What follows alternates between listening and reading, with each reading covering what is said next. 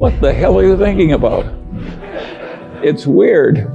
And what's happened, of course, is that we're standing a bit for some combination of basic morality and sturdy common sense.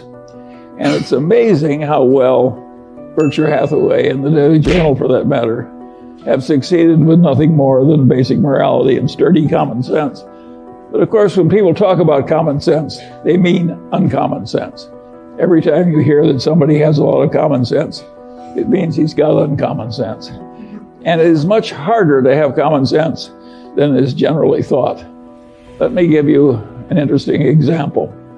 In the investment world, it involves an enormous amount of high IQ people trying to be more skillful than normal. You can hardly imagine another activity that gets so much attention.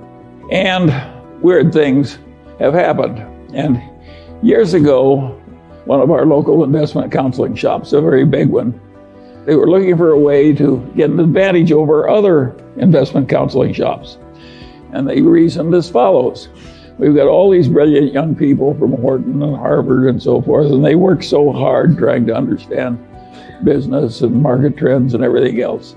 And if we just ask each one of our most brilliant men for their single best idea, then created a formula with this collection of best ideas, we would outperform averages by a big amount.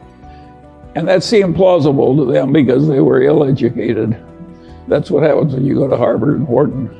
And so they tried it out, and of course it failed utterly. So they tried it again, and it failed utterly, and they tried it a third time, and it also failed. And of course what they were looking for is the equivalent of the alchemists of centuries ago who wanted to turn lead into gold. They thought if you could just buy a lot of lead and wave your magic wand over it and turn it into gold, that would be a good way to make money. This counseling shop was looking for the equivalent of turning lead into gold, and of course it didn't work. I could have told them, but they didn't ask me.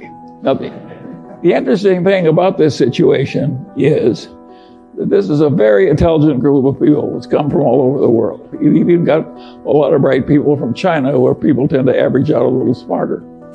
And the issue is very simple. It's a simple question.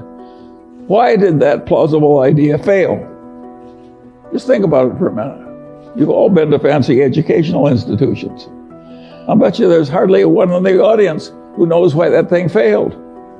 That's a pretty ridiculous demonstration I'm making. How can you not know that? It's one of the main activity of America. It's an obvious and important failure. Surely we can explain it. You have to have stayed awake in your freshman college courses to answer that question. But if you ask that question at a Department of Finance, at a leading place, the professors wouldn't answer it right. Now I'm going to leave you that question because I want you perplexed.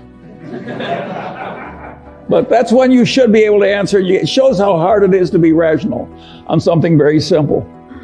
How hard it is, how many kind of crazy ideas people have and they don't work. You don't even know why they don't work, even though it's perfectly obvious if you've been properly educated. And by the way, my definition of being properly educated is being right when the professor is wrong. Anybody can spit back what the professor tells you. The trick is to know when he's right and when he's wrong. That's the properly educated person. And of course, they're frequently wrong, particularly in the soft sciences. In fact, if you look at a modern elite institution, it's fair to say that a lot of the faculty are a little crazy. It's so left-wing now in the humanities, and it's very peculiar. That's another thing. Why should 90% of the college professors in the humanities be very left-wing?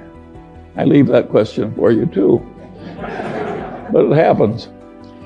Now, a place like Berkshire Hathaway or even the Daily Journal, we've done better than average. And now there's a question, why has that happened? And the answer is pretty simple. We tried to do less. We never had the illusion we could just hire a bunch of bright young people and they would know more than anybody about canned soup and aerospace and utilities and so on and so on and so on. We never had that dream. We never thought we could get really useful information on all subjects, like Jen Kramer pretends to have. And we always realized that if we worked very hard, we could find a few things where we were right. and that a few things were enough, and that was a reasonable expectation. That is a very different way to approach the process. And if you had asked Warren Buffett the same thing that this investment counseling did, give me your best idea this year, and you just followed Warren's best idea, you would find it worked beautifully. But he would, trying to know the whole, he would give you one or two stocks. He had more limited ambitions. I had a grandfather who was very useful to me, my mother's grandfather, and he was a pioneer, and he came out to Iowa with no money but youth and health, and took it away from the Indians.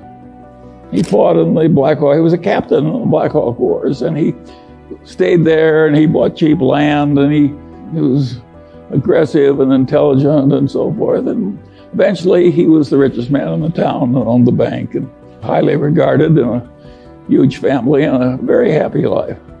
He had the attitude, having come out to Iowa when the land was not much more than $1 an acre, and having stayed there until that black topsoil created a modern, rich civilization and some of the best land in the world.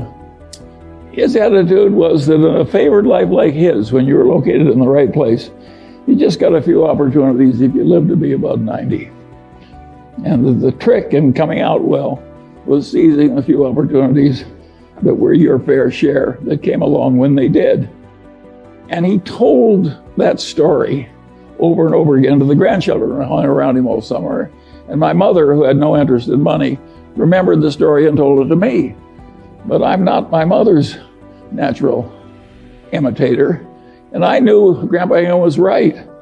And so I always knew from the very first, when I was a little boy, that the opportunities that were important that were going to come to me were few, and that the trick was to prepare myself for seizing the few that came.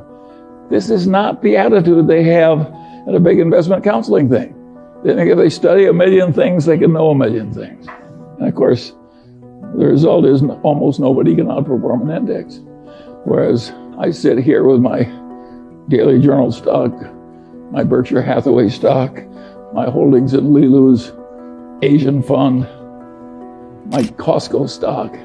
And of course, I'm outperforming everybody. And I'm 95 years old, and I practically never have a transaction. And the answer is I'm right and they're wrong. And that's why it's worked for me and not for them. And the question is, do you want to be more like me or more like them? The idea of diversification makes sense to a point. If you don't know what you're doing and you want the standard result and not be embarrassed, well, of course, you can widely diversify.